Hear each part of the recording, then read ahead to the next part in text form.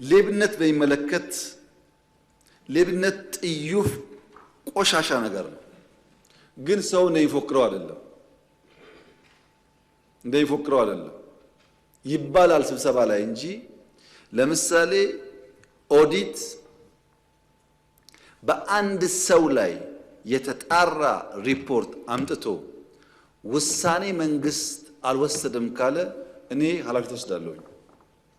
በጥቅሉ ዝም ብሎ ፓርላማ 50 ብር አግዱላል የት ጎደለ ጫታ ሲወጣ 3 መሆን ነበረበት ለስቱ ፈርመው አይደለም። በተጨባጭ ማስጠየቅ የሚያስችል ጉዳይ ማለት ነው። አንድ ሰው ብዙ አሉባልታዎች አሉ። አሉባልታዎች ሁለት መንገድ አላቸው። አንደኛው ሻል ያለ ሰው ስራ የሚሰራ ሰው ከሆነ ቀላሉ ማጥቂያ መንገድ ስም ማጥፋት ነው የሚዘምቱ ሰዎች አሉ እናቃለን እሱ። ሁለተኛው መንግስትና ህዝብ አደራ ብሏቸው አምኗቸው እዚህ ቆሞ ቃለ መሐላ ገብተው ከዚህ ምስኪን ህዝብ የሚያጨረብሩ አጭበርባሪዎች ደግሞ አሉ። የቸገረንኛ መለየቱ ነው።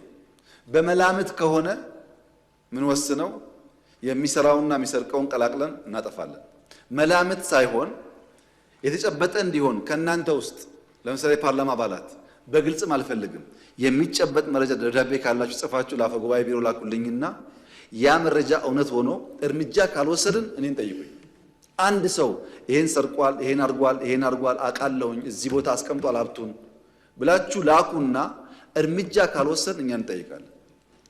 በጥቅሉ ግን ሌብነት የሚባል ነገር ብዙ ጠቃሚ አይደለም። የመንግስት በተደጋጋሚ እንደነሳሁት ኢንስቲትዩሽናል ሌብነት ኢትዮጵያ ውስጥ የለም።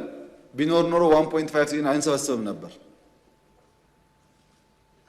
ግለሰቦች ደግሞ ሌቦች አሉ፣ እውነት ነው። እነሱም ማወቅ ግን ቀላል አይደለም። ሰው ሌባ አማክሮ ጠብቀኛ ነው ሰርቄ ልምጣ ብሎ አይደለም የሚሰርቀው። ያን ማወቅ ማስረጃ ማግኘት በህግም ይሁን በአድሚኒስትሬሽን እርምጃ ለመውሰድ ያግዛል። ሌብነት ክፉ ነገር መሆኑን አምነን እያንዳንዱ ራሱ ላይ ፋይት ያድርግ መጀመሪያ። አልፎ ደግሞ ሲሄድ በህግ ለመጠየቅ የሚያስችል ማስረጃ መረጃ መያዝ ጠቃሚ ይሆናል።